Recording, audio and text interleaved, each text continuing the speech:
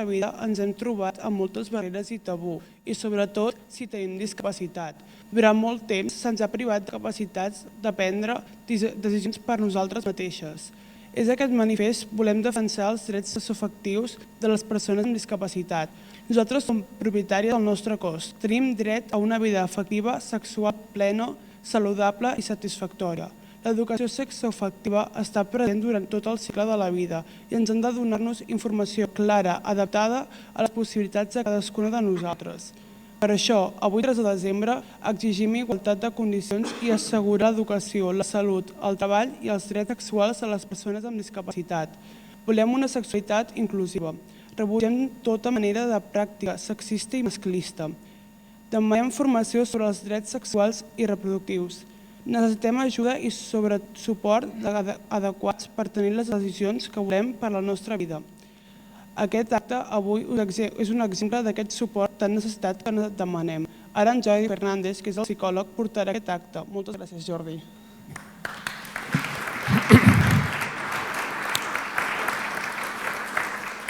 Bé, bona tarda a tothom. Primer de tot, agrair-vos la vostra presència en un acte que organitza la Fundació Sant Tomàs amb una temàtica com és la sexualitat i l'afectivitat de les persones amb discapacitat. Estic molt content que m'hagueu convidat a participar-hi. Em presento, em dic Jordi Fernández, soc doctor en psicologia i soc sexòleg clínic i porto els últims 15, 16 anys, 17 anys de la meva trajectòria professional treballant en una fundació que es diu FuncionMap, que és una mica com Sant Tomàs, però a Ripoll. Fins aquí l'explicació una mica d'on em dedico. I sí que porto uns quants anys treballant amb la Fundació Sant Tomàs des de l'acompanyament a diversos professionals de l'entitat, amb l'ordre de realització de tallers, formacions, sessions clíniques, formació professional i també assessorament famílies, perquè a més a dia d'avui, 3 de desembre, que és el Dia de les Persones amb Discapacitat Intel·lectual, penso que és un bon moment per parlar també dels drets sexuals de les persones amb discapacitat intel·lectual. Hem d'entendre que són drets que estan escrits, que moltes vegades no estan garantits. Per tant, la nostra feina i també de les entitats entre les que esteu aquí és una mica parlar aquest tema, defensar i garantir que els vostres fills i filles o familiars amb discapacitat intel·lectual puguin gaudir d'aquest dret, com poden gaudir de molts altres d'aquests drets.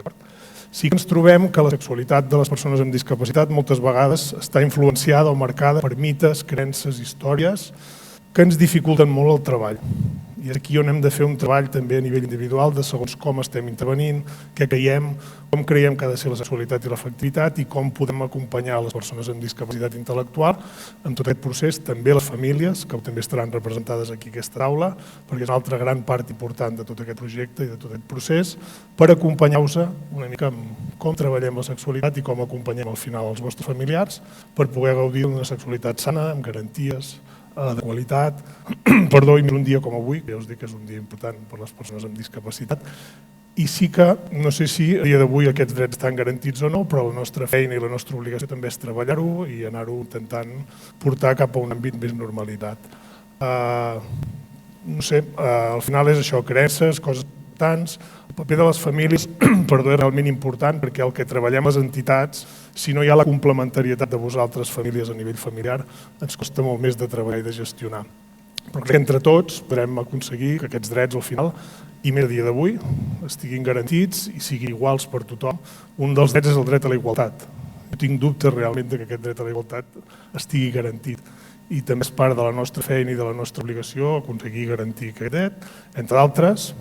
I sí que una mica la idea d'aquestes jornades és diferents opcions, diferents opinions, des de professionals de l'entitat, persones amb discapacitat que ens explicaran el seu testimoni i també famílies que ens explicaran com es viu des de l'àmbit familiar la sexualitat del seu fill o filla amb discapacitat intel·lectual.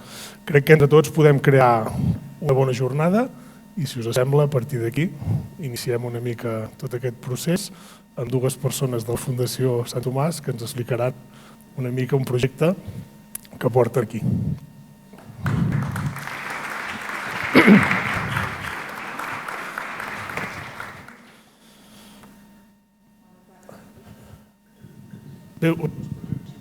És l'Eva Jiménez i la Pilar, que són educadores del Centre Ocupacional. Un projecte que hi ha a nivell intern de Fundació per contextualitzar aquesta comissió que ens ha dit abans la Carme a nivell intern de la Fundació Sant Tomàs. Bona tarda a tothom. Soc l'Eva Jiménez, educadora del Centre Ocupacional Can Llatenes i també formo part de la Comissió de Sexoafectivitat de l'entitat de Sant Tomàs. La Comissió de Sexoafectivitat de l'entitat està formada per 11 professionals. És una comissió transversal, com ha dit en Jordi, on cada un de nosaltres representem un servei de l'entitat. Els serveis que representem i les persones que en formen part són les següents. Servei de Respir, Savi, CAR, en Jordi Dió. Servei de Tristràs i Espai Viu, la Carol Mateu. Servei d'Eina, la Laura Solà. L'Escola Estel, la Sílvia Briones. IFE, Maria Contreras. Centre Ocupacional de Can Llatenes, la Carme Clarà i jo mateixa. Centre Ocupacional de Manlleu, l'Anna Campos. Residència Riu de Peres, la Carla Sáenz. Servei d'habitatge, la Carol del Valle, i TAC Osona, la Carme Masferrer, que la Carme és la persona que va al capdavant d'aquest projecte i la tècnica en sexoafectivitat de l'entitat de Sant Tomàs. Totes les persones que formem part de la Comissió de Sant Tomàs hem estat fent formació amb Jordi, ha estat un dels nostres professors i segueix sent-ho, i continuem fent formació per tal de donar resposta a les diferents demandes que puguin sorgir per les persones que tenem. Per què neix la comissió? La comissió neix a la necessitat d'abordar i treballar l'educació sexoafectiva de les persones amb discapacitat intel·lectual. Creiem que és essencial donar aquest suport, aquest acompanyament, perquè puguin viure satisfactòriament la seva sexualitat i afectivitat d'una manera segura. Els objectius que treballem a la comissió actualment és l'elaboració d'un protocol en la prevenció, l'abordatge de l'abús sexual i l'assetjament. Aquest protocol, un cop el tinguem elaborat, el que farem és fer-ne una difusió a nivell intern i el que farem és implantar-ho a nivell de l'entitat. També treballem per oferir formació vinculada en aquest àmbit tant a professionals, persones ateses, com a treballadors. Atenem i donem resposta a les diferents necessitats que puguin sorgir a les persones vinculades amb Sant Tomàs. I com a últim, també organitzem xerrades, tallers i aquesta taula rodona. Per això avui estem aquí organitzant aquesta taula rodona amb l'objectiu de poder visibilitzar la importància de la sexualitat i l'afectivitat de les persones que tenem. Creiem que aquest és un espai, el que hem fet avui, és un espai on tothom podem compartir, parlar i aprendre conjuntament. Així que, dit això, cedeixo la meva paraula a la Gemma.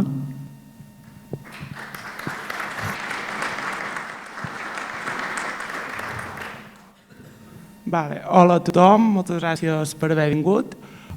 Jo estic aquí com a educadora del Centre Ocupacional Can Llatenes i juntament amb la meva companya l'Eva i la Carme Clarà formem part de la Comissió de Sexoafectivitat del nostre servei. Jo volia parlar de la comissió, però també explicar una mica d'on va sortir la necessitat de crear aquesta comissió en el nostre servei, ja que pels vols del 2019 nosaltres vam començar a detectar situacions, vam començar a veure unes necessitats i juntament amb l'Eva i la Gisela vam començar a plantejar-nos l'elaboració d'un manual de bones pràctiques. Vam començar a partir de treballar tot el tema de la intimitat, intimitat psicològica, intimitat física, corporal, tot el tema de la confidencialitat i també vam estar parlant del tema de tenir espais per les parelles. Per començar-ho a treballar vam mirar de fer petites accions, com podia ser tot el tema de l'ús del lavabo, treballar que la gent utilitzi el baldó, que la gent piqui la porta, que la gent respongui s'ha ocupat, més que res per vigilar amb intimitat. També tot el tema de les higienes íntimes, vetllar que, per la mesura del possible, que al llarg del dia, si hi ha persones que necessiten ajuda, sempre sigui la mateixa professional i no hi hagi una rotació. També el tema de la informació confidencial, que no tothom sàpiga de tothom, sinó que la informació d'una persona la tingui realment qui la necessita. I entre d'altres, com he dit, els espais de parella, ja que moltes de les persones que tenen parella al centre és el seu espai de compartir amb la seva parella, crear espais segurs, acompanyats si necessiten de professionals. Després sí que ja vam començar a plantejar-nos més la creació de la comissió, que ho vam fer amb la Carme, com he dit amb l'Eva, i a partir d'aquí ja, a partir de les accions, vam començar a veure que era necessària la formació de les persones al centre. I va ser quan vam contactar amb en Jordi per començar ja a iniciar tots aquests tallers en què l'Eva i jo hi podíem assistir perquè a la llarga fóssim nosaltres dues les encarregades de formar les persones del centre. Sí que hi ha un grup més de seguiment que lidera en Jordi amb l'Eva i són ja persones que al llarg de l'any van assistint setmanalment per fer dinàmiques i anar treballant tots aquests temes. A part d'això, les persones que formem part de la comissió hem anat fent formacions amb DINCAT, la meva companya l'Eva ha participat d'un grup de treball que havia en diferents fundacions i entitats de Catalunya, també per conèixer com treballen tot aquest aspecte de la sexoafectivitat. I bàsicament he anat treballant temes no només el que podríem entendre que serien relacions sexuals, sinó treballem les emocions, el propi cos, l'apoderament de les persones, a treballar l'espai vital, espai privat, espai públic, relacions d'amor, de parella, relacions sanes, relacions tòxiques, aprendre a dir que no, el consentiment. I nosaltres veiem que quan treballem tots aquests temes amb la gent del centre ocupacional és una manera de veure que a vegades podíem temes que no sabien explicar, que els costava o que no acabaven d'entendre, o no vull que aquesta persona em doni la mà, no vull que aquesta persona em faci un petó, doncs a través de les formacions hem anat veient que la persona s'empodera i no em ve de gust que em donis la mà. I és el que nosaltres anem intentant treballar des del centre ocupacional. I fins aquí. Bé, ara hem pogut veure una mica la visió i la intervenció dels professionals de com treballem aquest àmbit. Evidentment, moltes vegades els professionals i les professionals actuem com a model per a les persones amb discapacitat i també tenim una part important del seu funcionament, de la seva manera d'actuar, de les seves habilitats socials d'intervenció i d'interacció amb la resta. I hem pogut veure la primera de les 3 parts que anirem veient durant tot el desenvolupament d'aquesta xerrada d'avui o d'aquesta activitat. Primer és la visió i la tasca dels professionals de les entitats, que com veieu realment és bastant important i, com us dic, actua moltes vegades de model i realment té un paper de referència bastant important. I ara, si us sembla, passarem també a la intervenció amb persones ateses a les entitats. Hem vist l'opinió de la part professional, ara estaria bé que veiéssim la part també de persones ateses amb discapacitat que estan en algun dels serveis de Sant Tomàs i que ens expliquin també la seva vivència, el seu exemple i la seva manera d'entendre i gestionar la sexualitat i l'afectivitat. Per tant, ara és moment que l'Àlex Sevillano, sisplau, ens acompanyi.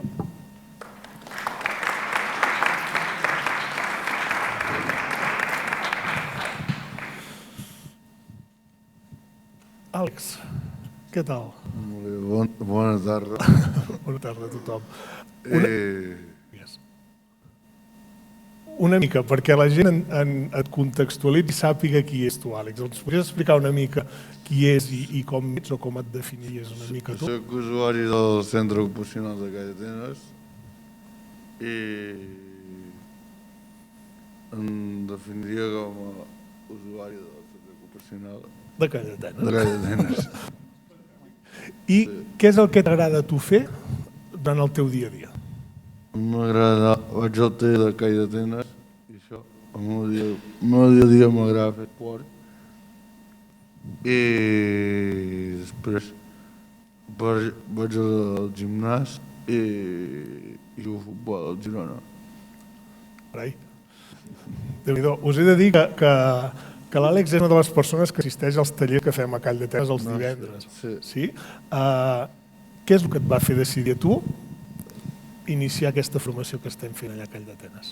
Vaig parlar amb l'Anna Presser perquè fem seguiments i a partir de llavors vaig començar a tenir parella i a través de l'Anna i el fet de tenir parella doncs vaig decidir fer el taller de sexoafectivitat. Per tant, ho vas fer perquè vas veure la necessitat de que t'acompanyessin una mica amb tot aquest procés. I què t'ha portat a tu aquesta formació? Per què t'ha servit? Per saber-me relacionar millor amb la meva parella i sobre la meva intimitat. I hi hauria alguna cosa, algun recurs, alguna cosa que s'hagi treballat que tu diguis, ostres, m'ha agradat especialment això, ho dic perquè la gent entengui una mica aquestes temàtiques que ha explicat abans la Gemma, quina és la que t'agrada més a tu o la que t'ha agradat més? El tema del consentiment i no sé. I creus que aquesta formació que estàs fent t'ajuda a estar més preparat o a estar més tranquil i poder fer les coses d'una manera diferent? M'agrada més com. Si això et permet fer les coses d'una manera diferent, si estàs més tranquil... No, estic més tranquil per a l'hora de relacionar-me, perquè si tinc qualsevol dubte, sé que ells em poden ajudar i per tant, doncs... Per tant, creus que és útil? Que és més útil, sí. I tu recomanaries a la resta de persones que realitzin formacions d'aquest àmbit? Sí, perquè els ajudaran a estar més tranquils, a agafar més confiança, més seguretats en ells mateixos. I això, no per fet en si de tenir parella, sinó perquè ho engloba tot. Tant a nivell emocional, a nivell sentimental. Ara has tret un tema important, que és el tema de tenir parella. Sí? Com vas saber tu que volies tenir parella? Jo feia molt temps que volia tenir parella i això, no sé, va sorgir. I què és el que més valores tu de tenir una relació de parella, per exemple? No, poder fer coses junts, sobretot, no sé, per exemple, anar a sopar, o anar a caminar, o fer coses junts, per exemple, si te'n vas a la piscina, no sé, fer coses junts amb la teva parella. I ara et fa una pregunta complicada, Com descriuries tu la relació de parella?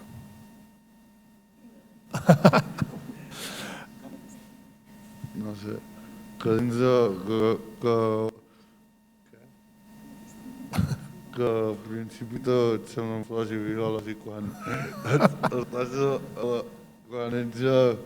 ja portes uns quants minuts amb ella, coneixes millor la persona i veus les dificultats que tens tu i que té l'altra persona. Vull dir, en el cas de... perquè pel fet de tenir discapacitat en tot, vull dir, ens tenim unes certes dificultats i necessitem una guia o un suport.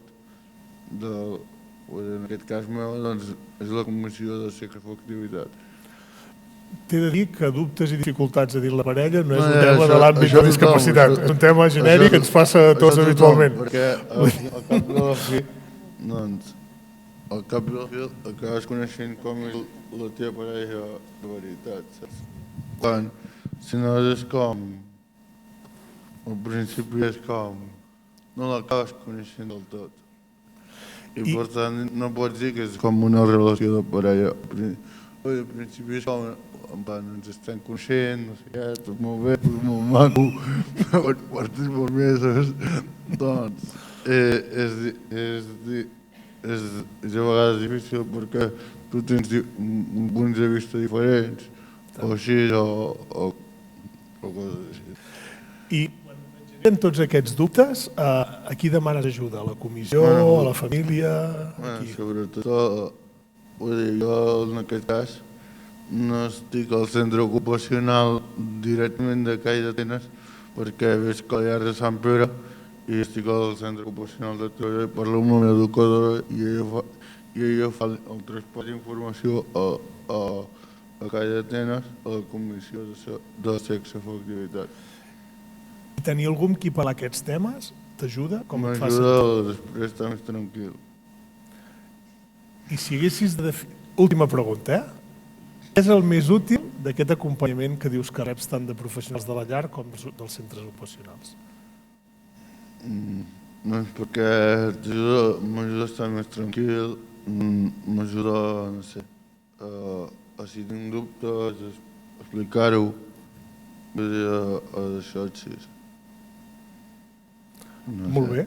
Dir-vos que l'Àlex realment aquests dubtes i aquestes preguntes també els fa durant les formacions, per tant és interessant que després ho reconeguis, jo crec que és important.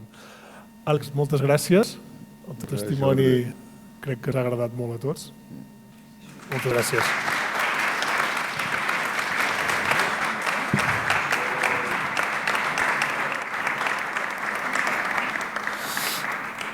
Val, si us sembla, canviem una mica de registre i anem a la part més de l'IFE. I ara li demanem a Sàries, que l'heu vist abans han llegit el manifest, una mica que ens expliqui també algunes preguntes que li farem. És alumne de l'IFE, de fet que es presenti ella. Jo em dic Montserrat Àries, soc alumne de quart de l'IFE i tinc 19 anyets. Qui els tingués, ara diríem, però és igual. Quan anaves a l'institut, t'havien fet xerrades o havíeu parlat de temes de sexualitat? No, a l'institut mai s'havia parlat. Era un tema molt tabú, mai... Si teníem algun dubte o volíem parlar, ens aneu amb el psicòleg d'aquí de l'institut, però intentaves parlar i no volíem parlar. Per tant, era difícil parlar d'aquest tema. I a tu t'hagués agradat que se'n hagués parlat més? Sí, molt més, perquè quan vaig estar a l'institut va ser quan vaig començar a tenir parella. M'hagués agradat molt millor que m'ajudessin, per exemple, si tenia algun problema amb qui parlar, i clar, no ho tenia, i tot m'ho callava i sempre pensava molt les coses i em ficava malament. Ara hem vist la variable de l'escola. Jo n'hi afegiria una altra, que és la variable de la família. També és important que hi sigui.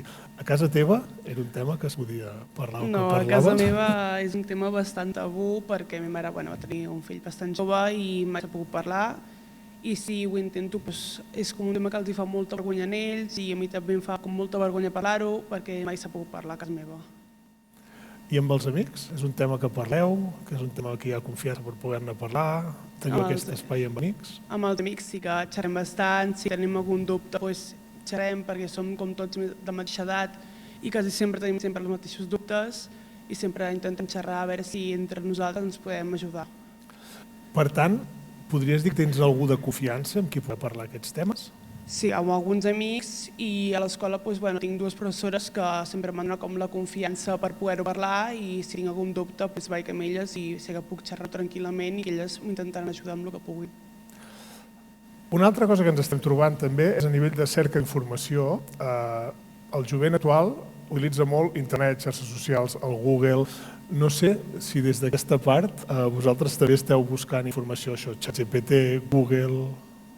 Sí que normalment si tenim algun dubte ho busquem per ChatGPT i si no a Centelles hi ha l'Espai Jove i el Pipa, que és un lloc que moltes vegades a xerrar allà, a preguntar dubtes que tinc i sobretot m'han ajudat i allà sí que una vegada havia anat a fer algun taller, però clar, em quedava una vegada a l'any i no xerrava molt, diguem.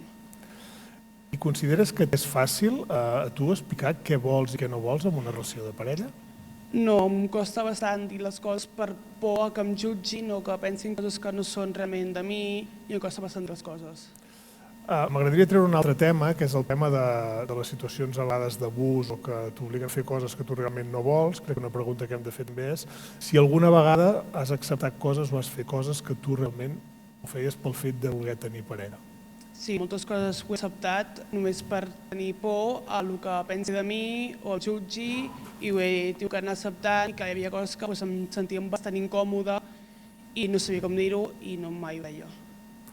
Bé, aquí s'està evidenciant realment una dificultat que ens estem trobant avui en dia amb el jovent i amb la gent que a nivell social accepta coses per quedar bé, per acceptació en un grup.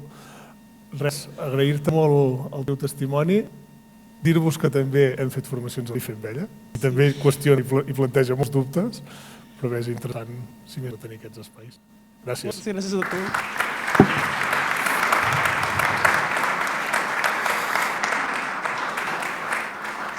Val, i ara ens faltaria l'última part que hem dit. Hem vist la part de professionals, hem vist la part de persones ateses o persones usuàries dels diferents serveis, des de l'ocupacional o des de l'IFE, i ara ve una altra part que al principi hi havia nervis, crec que ara ja no, que és la part de famílies. Val, sisplau, la Carme Batllés i la Maria Rosa Cortina, que són famílies, una de l'Estel i l'altra de l'ocupacional. Sí? Un aplaudiment, sisplau. No cal, no cal.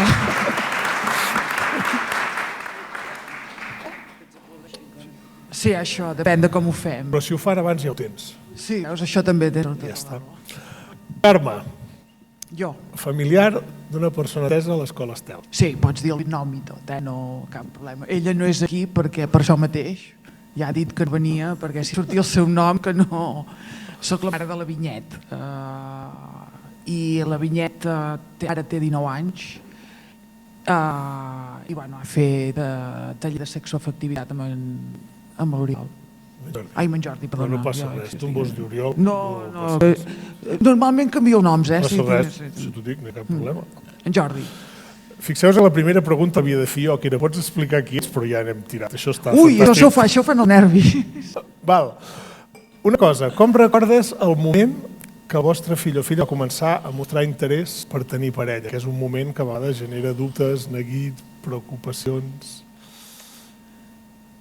Més que el neguit de tenir parella, va ser la tutora, en aquells moments, que era la Sílvia Briones, sí, i més que la Vinyet mostrar neguit, va ser la Sílvia que va dir «Us sabeu que té nòvio?» I nosaltres, crinc, ens va caure com una galleda d'aigua freda. No ens ho esperàvem tan ràpid i tan apassionadament. Això abans ho hem comentat, que passen de tenir 6 anys, de cop tenir una edat que no entenem i a vegades ens costa... Quines emocions o preocupacions us van generar en aquest moment a nivell familiar? Ostres, jo més que res, el fet de parella, a veure com ho... A veure si seria capaç de controlar o quines emocions, quins sentiments tenia envers la seva parella, que fins on podien arribar, sobretot el fet que a vegades la línia vermella per tots a vegades és molt difusa, per ells potser encara més. Llavors, el fet de dir arribaran, fins on arribaran, voldrà, s'espantarà, què passarà? A veure, els nostres fills sempre els veus petits, la meva de 21 encara la veig petita, vull dir que no... Però amb ella encara, com a família, crec que els infantilitzem molt, massa, sempre, els volem tenir una bombolleta i quan et cau una bomba d'aquestes que realment l'amor és molt maco, però jo em vaig espantar. No sabia per on agafar-ho, la veritat. I quin tipus d'acompanyament o suport heu considerat important oferir-li? Una mica pel que expliques, pels dubtes que pugui tenir, pels coneixements que tingui, per les conductes que pugui portar a tema. El problema que tenim amb la Vinyet nosaltres és que és una persona molt reservada i molt tancada i quan ella no vol parlar diu no ho sé, no me'n recordo, no en vull parlar, són coses meves. Llavors li costa molt treure. Per sort, fa molts anys que va amb una psicòloga, que és el seu sac de les emocions, la coneix molt bé, i tots els dubtes a nivell emocional que ella té, amb la Núria se sent acompanyada. I quan tenim algun dubte li diem Núria, hi ha això, ens pots ajudar? Li hem intentat explicar, hem intentat, la seva germana, potser més a lo bèstia, l'ha intentat treure, sense tants miraments com nosaltres, però costa. I a nosaltres, si hagués hagut un manual d'instruccions amb totes les casuístiques d'haver, hagués estat perfecte, però no hi és, si hem d'anar entrebancant. Has tret una figura important, crec que assisteix a sessions amb psicòleg. Com valoreu una mica el paper dels professionals i del centre amb els suports que us han acompanyat en aquest procés? Jo la veritat és que fan molta falta i jo ho recomanaria. Almenys a nosaltres ens han anat molt bé i a veure, a l'escola han fet molt bona feina. Haig de dir que de l'escola ordinària d'on venim allà ja feien sexoafectivitat. El que passa que quan la Vinyet li devia tocar fer, no sé fins a quin punt...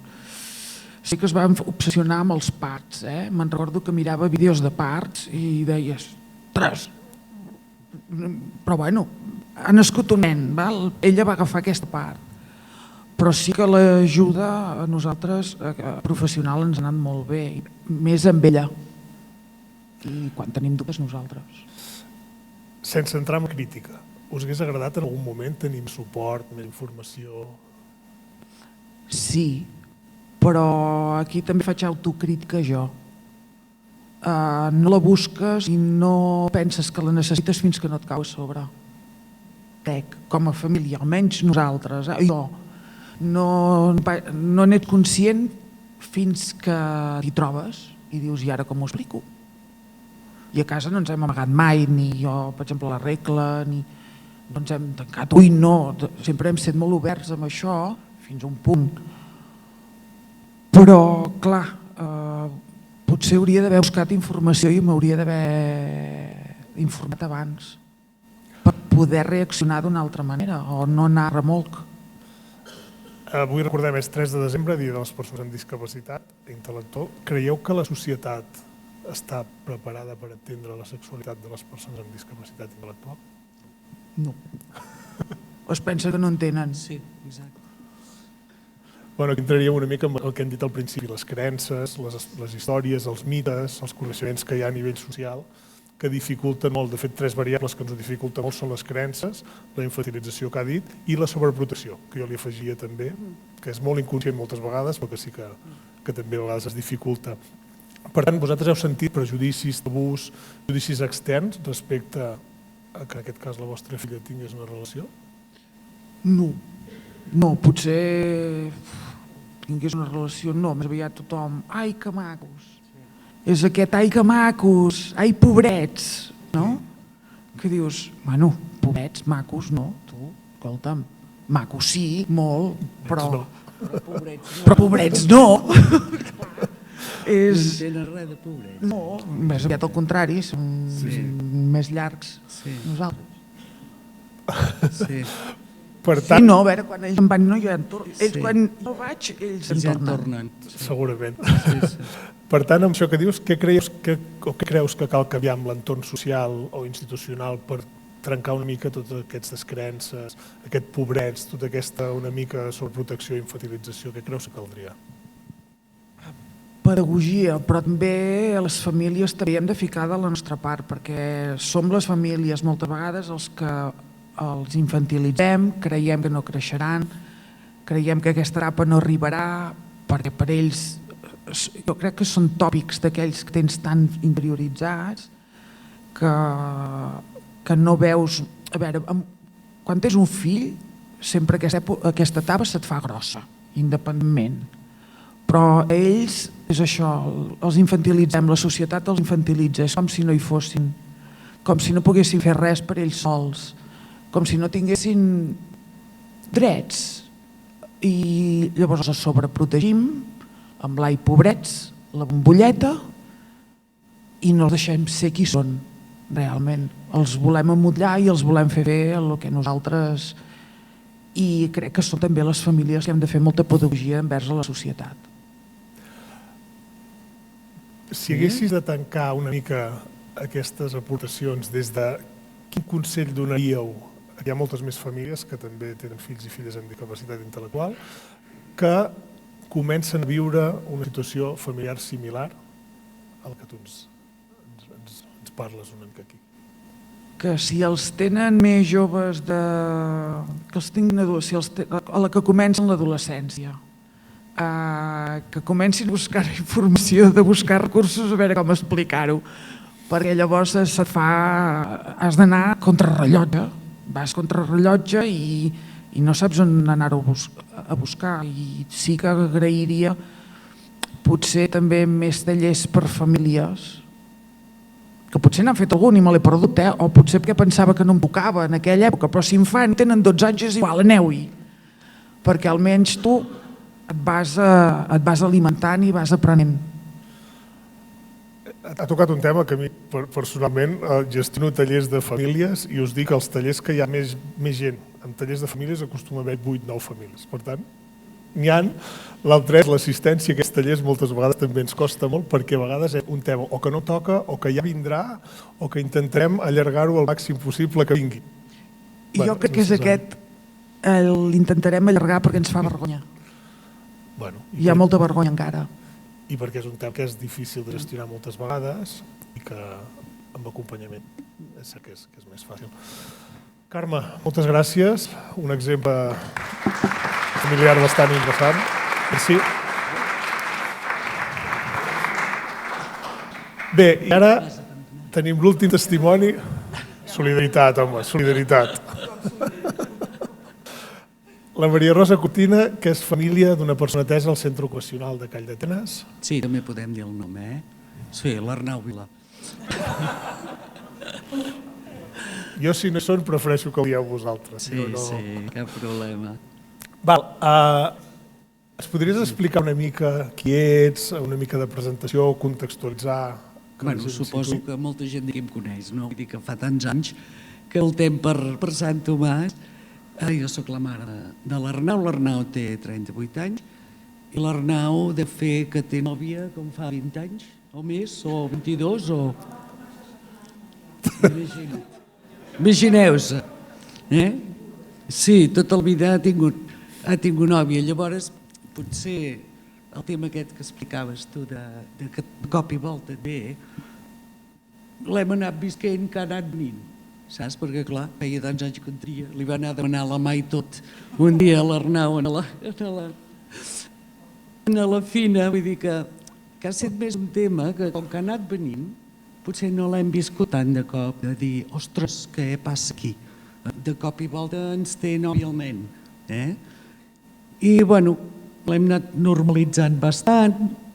També, a veure, això que diem, que els tractem sempre com nens, continuem tractant-los com nens. Vull dir, això costa una mica, de deixar-los ser adults. I a casa meva podien dues maneres de pensar, no? Que jo diria més tira llarg i el meu amb això no. Vull dir que, clar, hi ha dos punts de vista molt diferents. Ara no creem un problema de parelles aquí, intentem... Sí, sort que no hi ha por, ja ho sap. Vull dir que, a veure, tirar llarg és una manera de dir una mica així en broma, però, bueno, jo no he pogut recordar això, com dius tu, de cop i volta, que et cau això de la parella. Llavors sí que us diré que, per exemple, l'Arnau abans anava als tallers a Manlleu, i quan anava als tallers a Manlleu aquest tema no em parlava mai. Però a Renoia, la que va començar aquí al centre ocupacional, com que tot eren joves, se'ns va despertar tota la situació i, clar, ell també volia fer l'amor com tothom i el puc fer jo, em deia, el puc fer jo. Clar que el pots fer, però bueno, és una cosa molt íntima, és una cosa que tu no pots fer pel carrer ni pots fer enlloc, vull dir que, bueno, i normalment a l'estiu se'm va passar una setmana a casa de la nòvia i sempre té moltes ganes de dormir amb la nòvia, pescar no dorm amb la nòvia. I de moment, bueno, és un tema que l'hem anat deixant així, saps? També suposo que en un dia o altre, ells de moment són molt infantils i tampoc els preocupa tant aquesta situació. Parlen, sí, però no és una cosa que els creï una necessitat de ja, per avui. Fixeu-vos que només he fet una pregunta, Ai, bueno, és que jo això... De fet, m'ha avisat abans de començar, diu, jo no cal que digui res, diu, jo ja tiro. I sí, cert. Perdona. No, només faltaria. En tot això que has explicat, com recordes el moment que el vostre fill va començar a mostrar aquest interès per tenir parella? Tampoc recordo que fos un moment concret. Vull dir, perquè a l'Arnau a vegades et deixa anar les coses així, saps? Vull fer l'amor jo, i paf, ja està, t'ho deixa anar. Clar, jo sempre he intentat explicar-li, dir-li amb tota normalitat, però tampoc pensant que sigui una necessitat de ja per ell. Vull dir, això també potser és una mica de fallo nostre, no? També podria ser. Però tampoc li veiem, això, una necessitat de ja. Vull dir que ells es truquen, ells es tanquen al quarto, ells fan les seves xerrades, ells fan les seves històries, però tampoc és que acabis de veure res. Vull dir que tot és molt innocent, de moment. No sé si un dia arribarà el moment, però de moment potser fallo nostre que ho anem deixant i anem dient, bueno, ja estan bé així. No els hi falta per més, no tenen cap més necessitat i potser la tindran un dia. Però a nivell d'emocions, a l'inici de tot aquest procés que ens has explicat, què us va generar? Us va generar, no sé, neguit, alegria, dubtes, pors... Jo alegria. Jo alegria com a tenir nòvia a l'Arnau. Sí, era una manera de normalitzar-la. Sí, a veure, també us dic que a l'edat que va tenir nòvia l'Arnau, que és molt diferent. Vull dir que, clar, és que no sé què, devia tenir uns anys, l'Arnau o no, menys, Sí, uns a la Laura, doncs poder 12 o 13, vull dir que, clar, eren tan jovenets que dius, bueno, doncs mira, tens nòvia, doncs ui, que maco. T'agafes així, vull dir, sense ni rumiar ni preocupar-te'n, vull dir que, no sé, potser per això, perquè eren molt petits i tampoc hi veus tot això que ve al darrere. Penses, ja anirà venint, vull dir, no te'n preocupes tant. Potser és una manera, com deia ell, em va preocupar més la nena, la seva germana, que no pas ell. I en tot aquest procés hi ha hagut moments fàcils, difícils, una mica de tot? És que de veritat no recordo cap moment difícil. No... Tot ha anat venint, tot s'ha anat fent, però tampoc recordo que hi hagi hagut un moment, com deia ella, que de cop i volta li ha caigut. L'Arnau també és un nano molt expressiu i t'ho deixa anar tot. Vull dir que saps que quan ella et diu una cosa o té una necessitat, ho saps, perquè et matxaca des del dematí fins al vespre, si convé, i te n'enteres de la necessitat que té. Sí, vull dir que com que no m'ha matxacat mai amb aquest tema, ja us dic, ho deixo anar, i sí que jo moltes vegades és això que li he dit. Sobretot amb els petons, això sí que està obsessionat en fer petons a la Laura. Com en algun lloc amb la Laura, doncs, li podré fer petons? Sí, li pot fer un petó. I a davant de la gent no es fan petons. Tampoc t'has d'amagar, però no pots estar tot el dia fent petons a la Laura, perquè incomodes a l'altra gent i a la gent no li agrada que us feu petons tot el dia. Em veus a mi fer petons amb el pare tot el dia? No. I a la teva germana? No, doncs tu tampoc. Vull dir, ja entenc que us feu un petó quan arribeu, al cap d'una estona, però no estigueu tot el dia feu-vos petons perquè al final és que us ho han de renyar. I suposo no hi ha hagut mai cap queixa, no sé com ho fan, però almenys no hi ha hagut mai cap queixa. Amb tot això que ens expliques... Es va haver de separar. Quins tipus de suport o acompanyament creus important oferir? Home, jo, el tema que de sexoafectivitat, jo no sabia que hi fos. No sé si és que no me n'he enterat o potser a vegades no m'he llegit algun correu, no ho sé. Però el trobo molt interessant.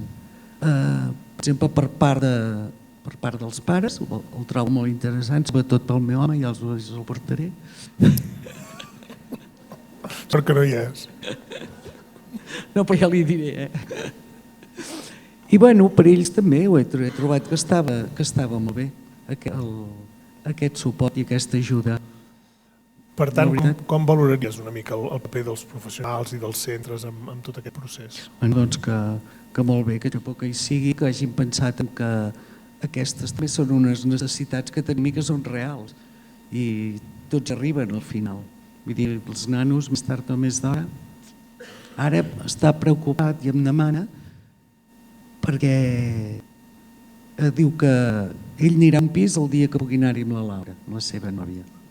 Clar, em diu, jo aniré a un pis el dia que pugui anar-hi i podré dormir junts? Això sí que m'ho demana, clar. Jo li dic, bueno, no ho sé, això no haurem de parlar amb les monitores.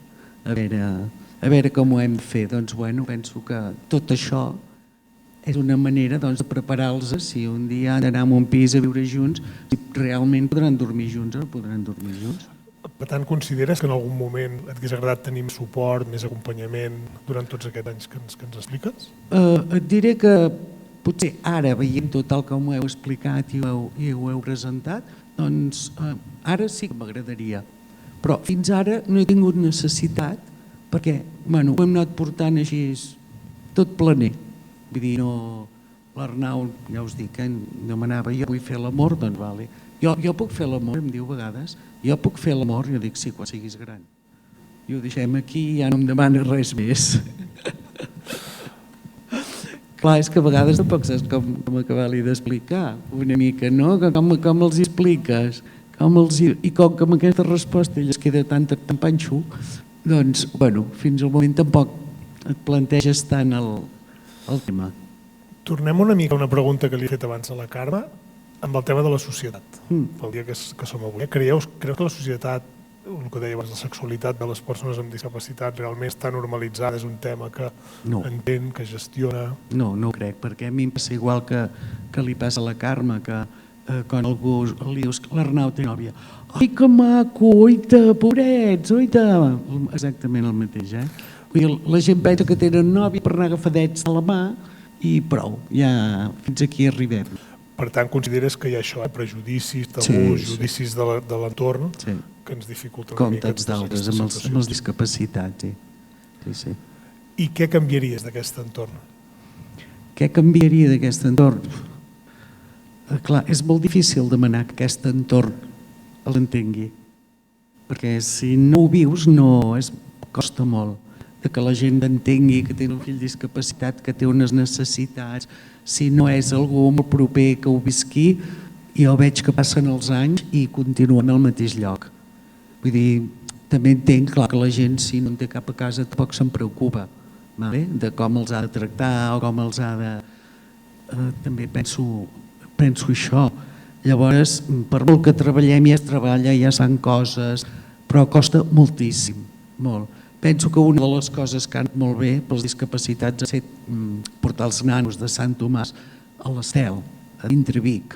Això ja s'ha normalitzat bastant la situació, però tot això penso que és molt complicat i és molt difícil. I per anar acabant, la mateixa pregunta que li he fet abans al Carme, quin consell donaries a una família que ara està iniciant tot aquest procés, com vosaltres us va passar fa uns quants anys? Bueno, d'entrada, que s'ho agafin bé, amb calma. Sí, si es pot, a vegades és que també, clar, depèn de la criatura, això que dius tu. Vull dir, que s'ho agafin amb calma. Potser també depèn una mica del nivell de discapacitació que té el nano. Si ho pot viure més, ho pot viure menys, més infantil, menys. Clar, això també depèn de cada usuari. Però jo sí que els diria que s'ho prenguessin a calma, que vagin visquent el dia a dia i que avui passa això, intentem solucionar-ho i demà ja en tornarem a parlar, perquè tampoc podem arreglar les coses corrents i de pressa amb aquests nanos. Vull dir que les coses costen bastant. Cada vegada que hi ha un entrebanc i has de ser-hi, has de treballar-hi, els hi has d'explicar, a vegades necessites l'ajut dels professionals. Vull dir que agafar-t'ho amb calma. Amb calma i ja ho anirem fent i si diuen que es petonegen molt, doncs demà no ho faran tant i ja està. A nosaltres, a veure, haig de dir que com ella, la Vinyet, doncs potser parlava amb en Xevi, amb la meva parella, deia, ostres, és que la Vinyet fins on ella creu que necessita. Jo diria que com l'Arnau, ella jo diria que amb els petons i abraçades i poder-se veure, ara de moment sembla, potser és el que penso, jo vull pensar, no ho sé, sembla que en té prou, no hi veus, sí que sé que ens va demanar que volia, quan anaven de colònies, a veure si podien dormir junts. Això també ho va demanar, i ho va demanar ella, no ell, que vull dir que això és quan va caure més la gota. Perquè dius, ostres, d'on t'ha sortit aquesta Vinyet? No la coneixia, no? Però, per altra banda, potser sembla que això hagi frenat. Potser té més problemes amb gestionar les emocions de gelosia, que afloren, que no pas aquesta en concret, ara encara, però perquè, clar, la Vinyet també és bastant infantil. Clar, llavors, aquest grau de maduresa per arribar aquí, potser encara no hi ha arribat. Jo diria que com ells veuen coses, veuen que ens fem petons, veuen pel·lícules, però no sé fins a quin punt té la necessitat aquella imperiosa o d'allò de dir, has de fer l'amor o vull fer l'amor. Això aquí encara no... Diria que encara, o potser em diran, sortiré d'aquí, t'equivoques. De moment encara no ho he vist. Jo crec que el que s'expliquen és una mica la diferència entre sexualitat i afectivitat. La part afectiva, que és molt important en relacions que tenim avui en dia, moltes vegades la deixem de banda i ho focalitzem exclusivament en la conducta sexual. La part afectiva, que és la part d'interacció, d'estar amb algú, de compartir espais, de relacionar-se, de respectar, tota aquesta part és la que els vostres familiars, el 85-90% del seu temps, és el tema que gestionaran. Passa que a vegades a nivell social encara crec que tirem sexualitat com a conducta sexual, que és el que teníem una mica present fins al dia d'avui. Bueno, clar, quan ets jove és el que penses. Quan ets una parella i ets jove, normalment és amb el que... Clar. Però la part atractiva és molt important. Sí, i tant, També ha de ser. i tant. I és bàsica. És bàsica, si no hi ha això, no... Sí, sí. Carme, Maria Rosa, moltes gràcies pels vostres testimonis. Un plaer. Gràcies.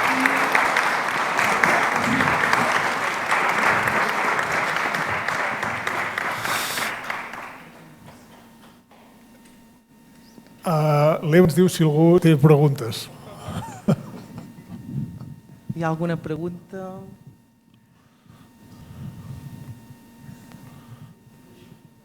I tant. Sap que em senten, Vull dir que tinc torro de... Bueno, és igual. Això va bé, sí. No, jo dic que m'agrada molt que es faci això, de veritat que penso que és molt necessari. Jo havent treballat a l'escola tants anys, ja havíem tingut alguna experiència de trobades de pares d'escola fa molts anys, i la veritat és que s'haurien de fer molt més sovint. No hi ha només tallers, poder, que diu Jordi, però i que jo crec que als pares també els dona confiança poder compartir aquestes parts. I jo una cosa que em va quedar sempre molt clara i que ara ha repetit ara fa un moment, que quan parlem a vegades de sexoafectivitat sempre parlem del sexe. I jo recordo que en aquella jornada es va parlar molt de què passa abans de fer el sexe, abans de fer l'amor, quan són parelles, que tota aquesta part sembla que ens la mengem. I a vegades amb aquestes persones, qualsevol persona, és tan o més important que arribar a un acte final. I això ho hem de tenir en compte, que jo crec que és molt important, de veritat, i sense por, perquè al final... I una altra cosa és lo de la societat, que és tan complicat.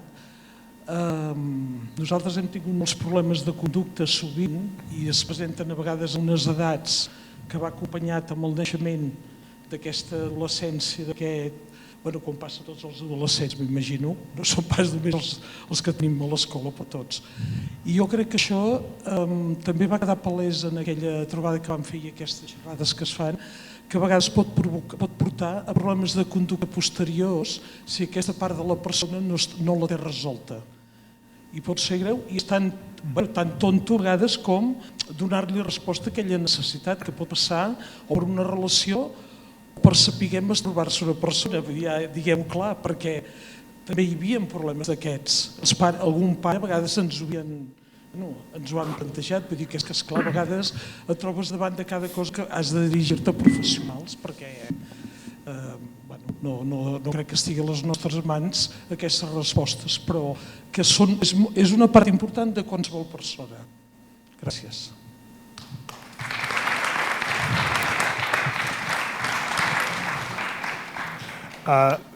Sí que és cert, una mica per reafirmar el que diu ella, hi ha molts trastorns de conducta que venen associats a una sexualitat mal gestionada, un desenvolupament psicosexual mal gestionat. Sí que és cert que a vegades aquesta variable no la tenim en compte, però sí que l'origen d'algun trastorn de conducta, no vull dir que tots derivin d'això, però sí que hi ha un tema d'ansietat, de malestar a nivell general, a nivell físic, a nivell psicològic, que sí que deriva moltes vegades d'un tema mal gestionat.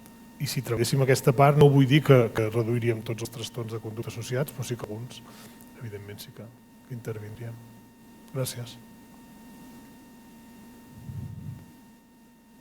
I més?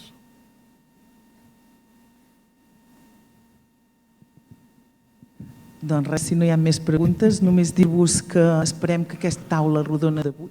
Sí? Perdó. M'interessa saber molt el teu punt com a professional per exemple, tenim aquí una família que comença a veure que el seu fill o filla comença a tenir aquesta necessitat i que potser els problemes de conducta venen derivats d'aquí, però no tenen les eines o fins i tot és un que se'ls fa un món perquè potser jo crec que com a societat, com a persones, ens costa parlar de sexe i com a pares no és algo que es faci, jo crec. No soc pare ni mare, però penso que ha de ser difícil. Llavors, quines serien les coses que fas tu o com recomanaries, quin abordatge fas tu com a professional? Uau. Perquè em sembla com molt interessant, no sé, sí. Jo t'explico una mica com treballo jo, com treballem nosaltres des de l'entitat. Nosaltres tenim un servei des de la part clínica que intentem avaluar aquest problema de conducta o a nivell sexual, d'on deriva. I a partir d'aquí nosaltres tenim un servei d'assessorament a nivell familiar on a les famílies els donem eines i recursos perquè ells ho puguin treballar des de casa. Per què ho fem així? Perquè hem vist que si nosaltres només ho treballem a nivell de centre, la conducta la reconduïm només al centre, però quan la persona surt d'aquest entorn la conducta canvia perquè l'entorn és diferent, els límits són diferents i la variabilitat de l'entorn és molt diferent. Si la família, jo quan us deia al principi que és important que també hi sigui, és perquè hem de treballar-ho tots de forma compartida. Si només ho fem als centres tenim un problema, si només es fa a la família tenim un problema. I si no escoltem a la persona amb discapacitat qui és qui realment té la conducta, tenim un altre problema encara més gros. Per tant, la idea és poder-ho treballar des d'anàlisi de situació, veure realment què està provocant la conducta i, important, analitzar quins coneixements té la pròpia persona. Que aquí és on entren el tema que us deia abans, creences, coneixements, experiències d'entorn, perquè aquestes persones o persones amb discapacitat copien el model que tenen moltes vegades de la família, és el que reprodueixen. És a dir, jo he trobat molts casos de persones que tenen relacions tòxiques perquè a nivell familiar, quan t'indagues, també reprodueixen aquest model a nivell familiar. Clar, si això no ho podem treballar de forma compartida i tots una mica amb la mateixa línia, tenim bastants problemes, ja et dic, reconduïm conducta en un entorn, però en un altre la persona canvia totalment. I un altre problema que ens trobem també, que no l'he dit al principi, és el tema dels entorns de socialització. Són persones que es mouen en dos entorns de socialització, un és la família i l'altre és les entitats on van. Quan els traiem d'aquests entorns, les habilitats canvien, perquè no tenen les eines ni les estratègies. Tot això s'ha de poder treballar, però clar, això requereix un treball multidisciplinari on tots anem amb la mateixa línia, on tots tinguem una mica les eines d'intervenció i gestió. No sé si té resposta.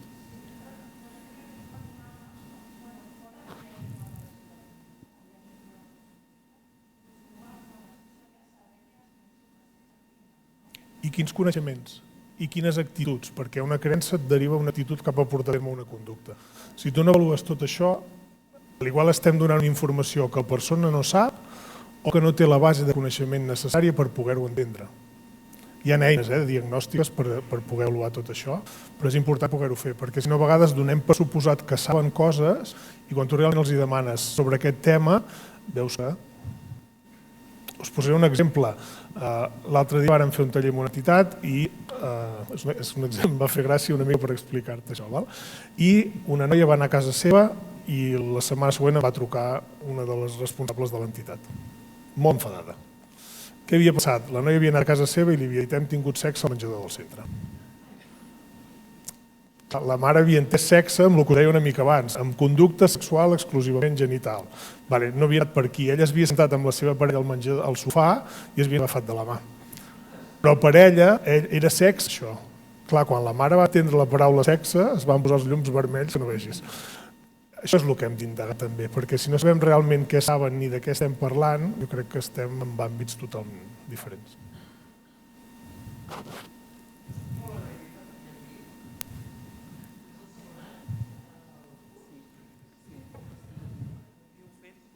Alguna cosa. I és molt interessant perquè ell ve amb deures d'allò. Ho sé, ho sé.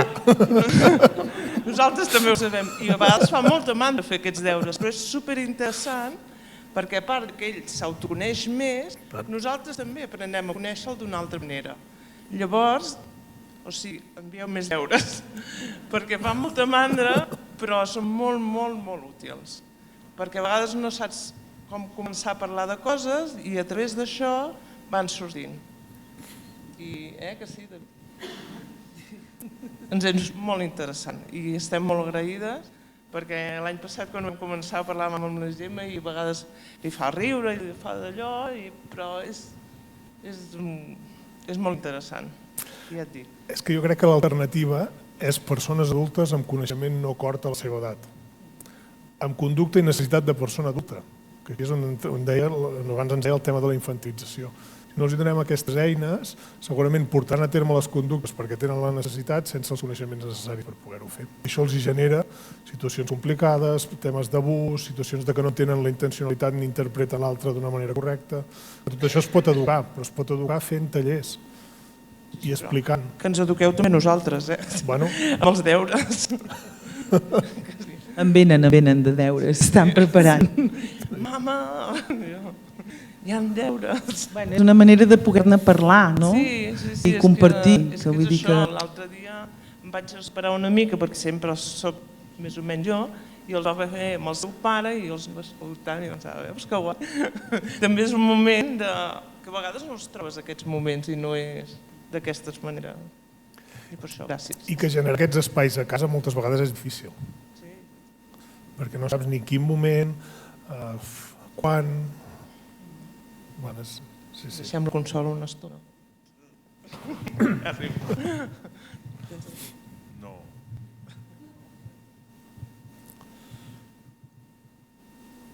Qui més?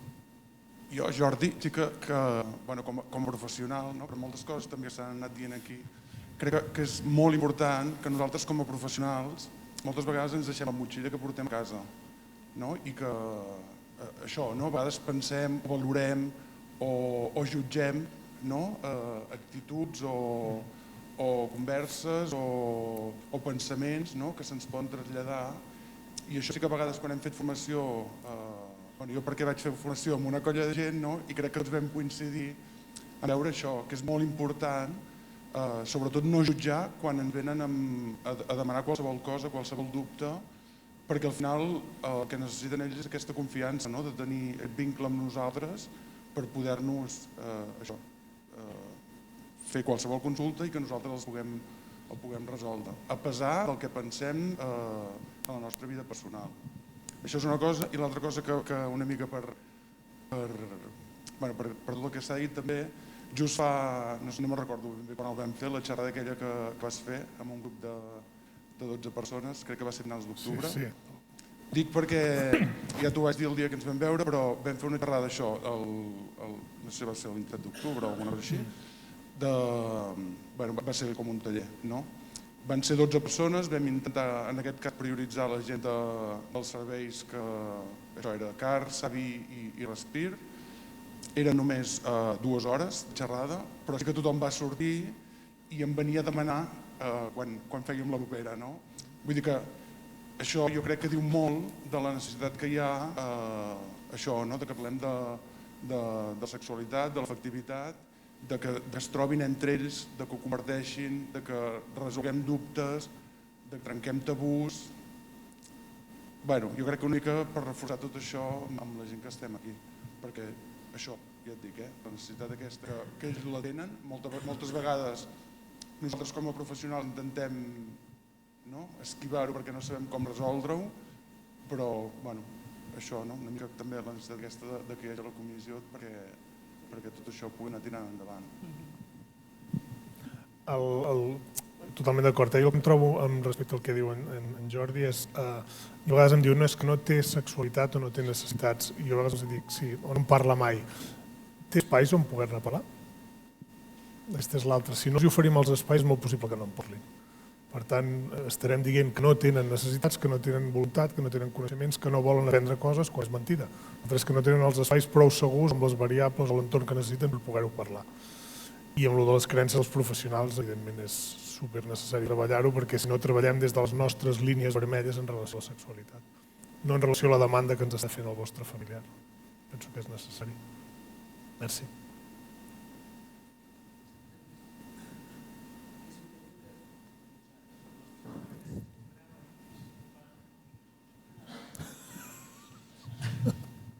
Que és un tema que, sobretot a la nostra generació, nosaltres tampoc ens va explicar mai ningú res. Clar, llavors, el que hem transmès nosaltres als nostres fills és el que hem anat esbrinant nosaltres pel nostre compte, però allò de ben explicat, nosaltres no ens havien dit mai res, perquè eren temes tabús, almenys a casa meva. Era un tema que no t'havien explicat mai. Llavors, quan et toca explicar-lo a tu, és una mica complicat. Clar. I amb un fill normal ja t'és, entre cometes, ja t'és complicat, imagina't amb un fill amb discapacitat. Vull dir, encara més. Vull dir, penses que no, això, que bueno, ja anirem fent.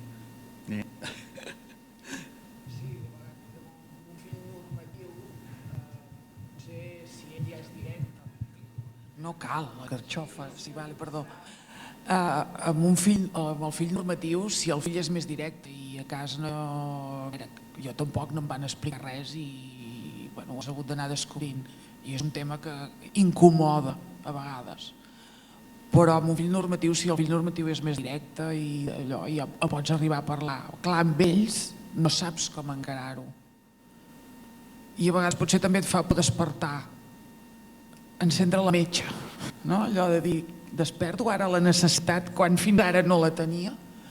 Llavors a vegades és això. I com a pares, aquí veig molts professionals, però, ostres, les famílies realment ens costa molt, una cosa d'aquestes. Perquè els professionals n'hi ha molts, però les famílies realment ens costa moltíssim reconèixer que hi ha això, perquè en veig, però em pensava que n'hi veuria més. I a mi em dol, perquè dius, ostres, nosaltres des de casa també hem de fer la nostra feina, que ens costa fer-la molt, que ens falten eines perquè no en tenim o perquè no n'hem sapigut buscar, també, però és que també n'hem de fer molta. I no crec que l'hagin de carregar sempre els professionals dels centres. O potser no en sabem demanar també d'ajuda. No ho sé, això jo ja se me'n va. I que si només ho fan els professionals i les professionals del centre, no canviarem certes coses. Perquè a casa les dinàmiques són diferents. I aquí és on entren aquestes línies vermelles que us deia. Per això és important treballar-ho de forma compartida. Jo us ho he dit abans, quan fem tallers de famílies, venen 8, 9, 10, si n'hi ha 12, pot ser una festa quan surts. Però aquesta és una mica la línia, no aquí, a tot arreu on intentem organitzar xerrades d'aquestes.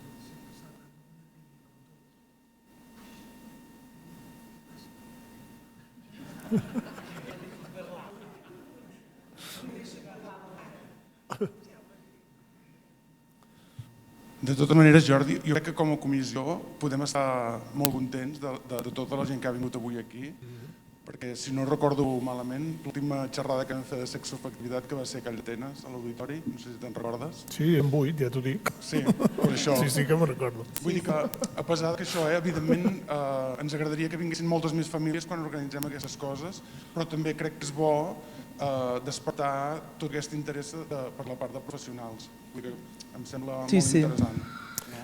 I ara és la feina de les famílies, dels que no han vingut, dir-los, ostres, el que us vau perdre, no sé què, saps, heu d'anar...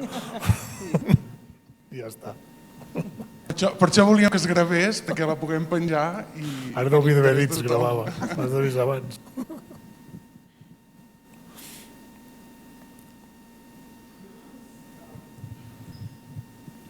Voldria fer una petita aportació, que és que des de l'Escola Estel nosaltres sí que ara volem abordar el tema de la sexoafectivitat a nivell transversal ja des d'edats més petits, perquè pensem i hem parlat que potser s'ho comença a despertar l'interès a partir de l'adolescència i sabem que no és cert.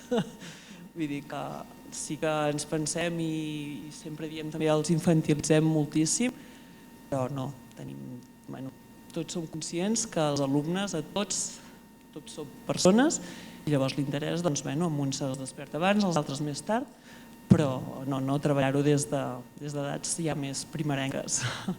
I ens sembla, i nosaltres ara sí que això, l'abordatge el farem des de nivell transversal i ja des d'edats molt petitons. Aquest curs ja hem creat una comissió a nivell de l'Estel i posarem fil a l'agulla i amb moltes ganes. Vull dir que també pensem això, que treballar-ho de manera paral·lela, conjunta i de manera coordinada per totes les bandes, famílies, professionals, alumnes, usuaris. I res, gràcies a tothom també que ha vingut.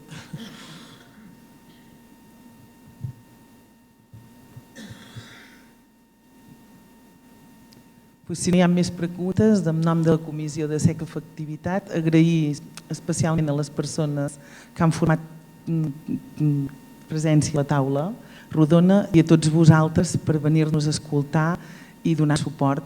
Moltes gràcies a tothom.